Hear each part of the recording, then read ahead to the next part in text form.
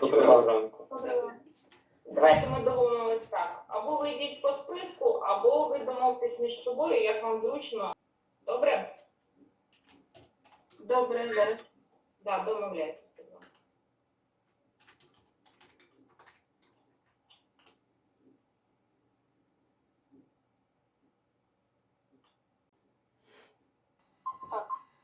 Ви мене бачите? Так, бачу. Доброго ранку. Мід змінився. Раніше в минулому році робила так. Зараз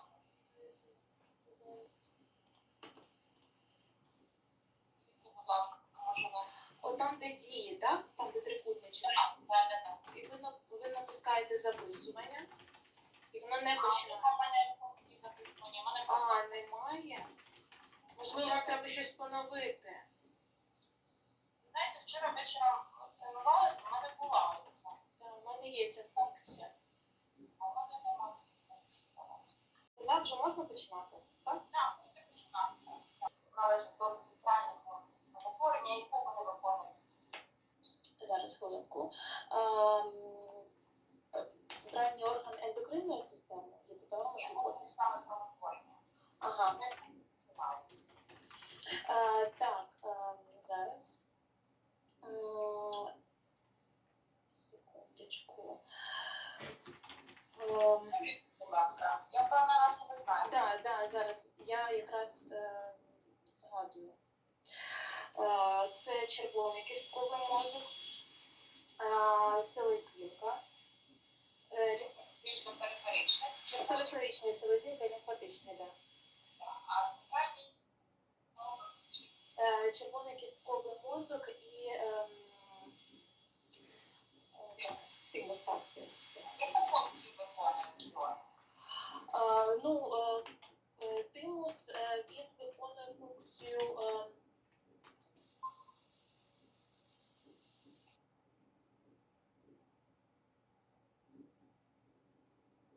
так, щось в мене з інтернетом зараз. Добре. Тироцити – це клітини. Тироцит в нормі, яку має форму? Гіпергіпергідну функцію. Значить, тироцит кубічна, так, це нормально. Так. А Гіперциліндричний, виходить, плоска це гіпо, так, це плоска, а гіпер це... яку функцію виконують ці тироцити? Так, у тироцитів це синтез, виходить, тетритичний. Добре. Я вам дякую. Ой, дякую вам. Не хвилюйтесь, ви так хвилюєтесь, що я Ну, буває, дякую. це ваше.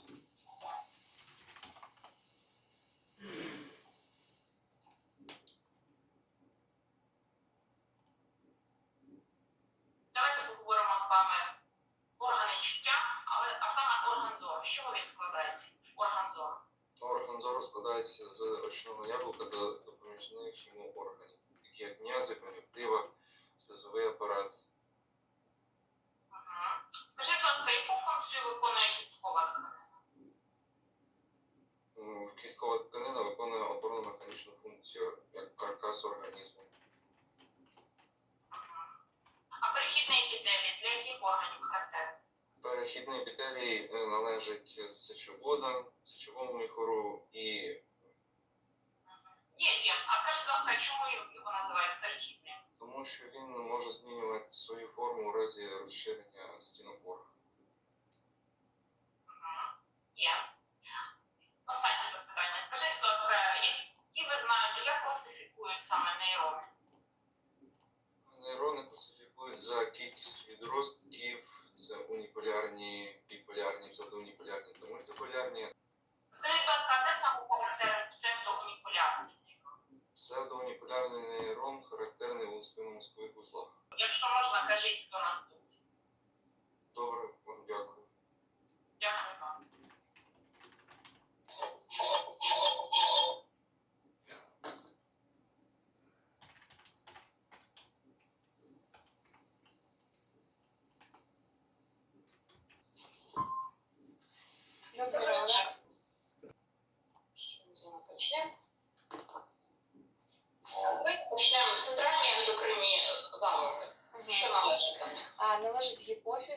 гіпоталамус, епіфіз.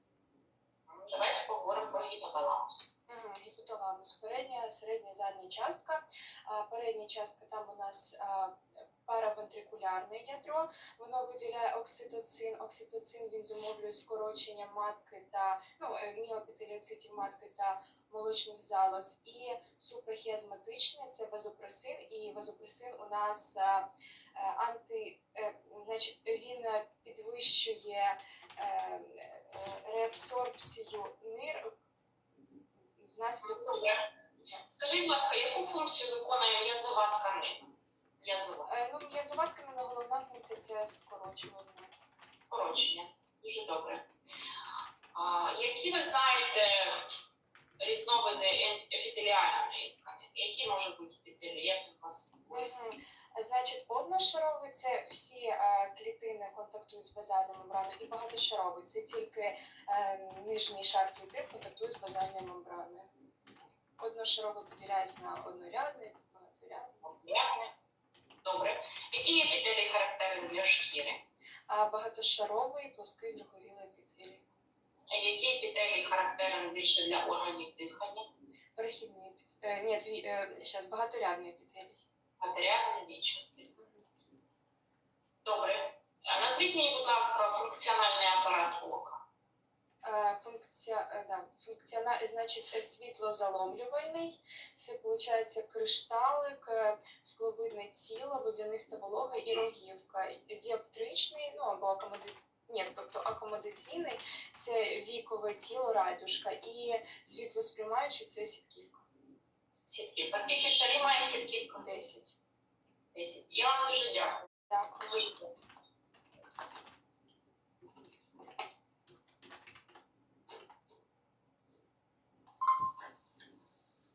Доброго дня. Доброго дня. Скажіть, будь ласка, які ви знаєте клітини залози? Тироцити та ще це клітини. Яку функцію виконують ці клітини? Це клітини. І це клітини і тироцити.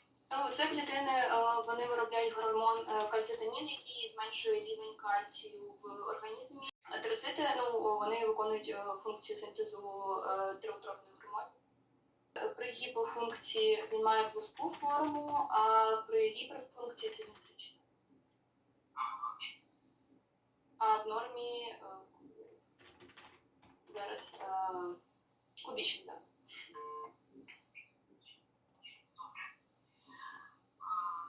Скажіть, будь ласка, ви можете назвати 5 шарів шкіри? Так, перший це базальний, потім остистий, зернистий, блискучий, роговий та роз'єднувальний. Так, добре.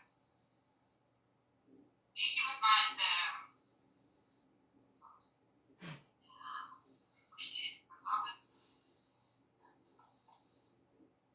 Давайте поговоримо про нервову тканину, а саме, які є нервові волокна нервові? Зараз. Є аферентні і еферентні. Так, це має чутливість. А є мієлінові волокна? Мієлінові та безмієлінові. Яка між ними різниця? В мієлінових волокнах є мієлін. Я вам дякую. Спасибо. Добре, дякую. Добрий день. Вибачте мене, будь ласка. Все добре. Так.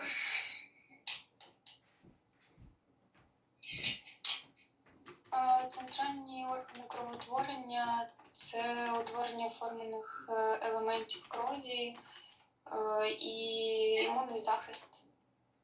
А імунний захист це більш центральні чи периферичні? Імунний захист – це периферичний, більше. Більш периферичні, більш периферичні. А до периферичних органів кровотворення, які органи належать? Це селезінка, лімфатичні вузли. Ну добре, а скажіть, будь ласка, де саме починають розвиватися лімфоцити? Б-лімфоцити починають розбиватись у кістковому мозку. У кістковому мозку, а де лімфоцити? Т-лімфоцити у тимусі. Дуже добре.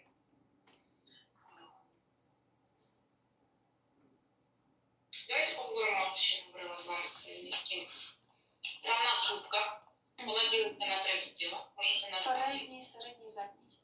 Так, що належить до переднього? Передній це рот, ротова порожнина, глотка, стравохід. Є. Передня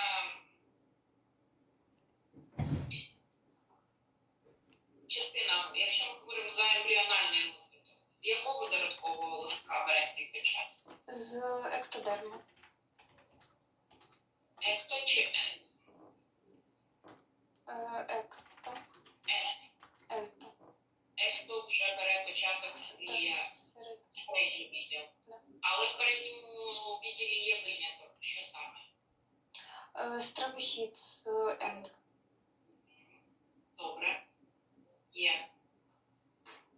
Які епітелій характерні для нашої шкіри? Багатошаровий зроговілий, плоский зроговілий. Шаровий плоский зроговілий. М'язова тканина. Які ви знаєте види м'язової тканини? Є посмовована і гладка. Гладка де більш характерна? Ну, гладка це внутрішні органи. Це все, що не контролюється свідомо. Давайте поговоримо про органи дихання, а саме коли у нас належить і яку функцію вони виконують. Так, до повітряносних відносить нос, потім глотку, гортань, бронхи, трахею, виконують функцію передачі повітря до легенів, до ацинусів, і також гортань голосоутворенні бере участь в очищенні повітря, зігріванні її, Епітелій характерний. вічисті, багаторядні. Підшлункова залоза. З яких 2 частин складається? Ендокринна і екзокринна частина. Що саме продукує? Так, екзокрина продукує ферменти для перетравлення їжі, а ендокринна гормони. Якщо ми говоримо за гормон, за ендокрину, з чого вона складається? Вона складається з острівців ламфригаса, там є клітини А-клітини, які продукують глюкагон, Б-клітини продукують інсулін, Д-клітини соматостатин, тому що є, по-моєму, глювін. Добре. Так, от давайте ми повернемось на початок гістології. Скажіть, будь ласка, яку функцію виконують тромбоцити? Вони, по-перше, відповідають за згортання крові. І, не дають чрезмірну А функцію, яку виконують еритроцити? переносять гемоглобін, а отже не дають кисень клітинам. Я вам дуже дякую. Спасибі. Добре, дякую.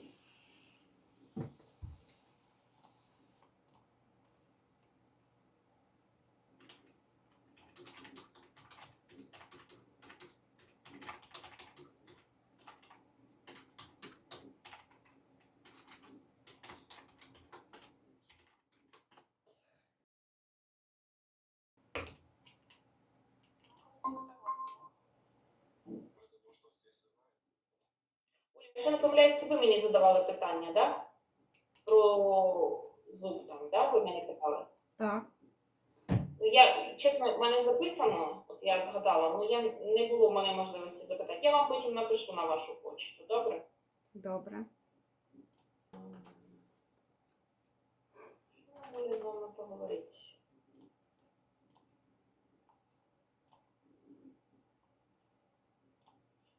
Давайте з вами поговоримо про орган нюху. Давайте.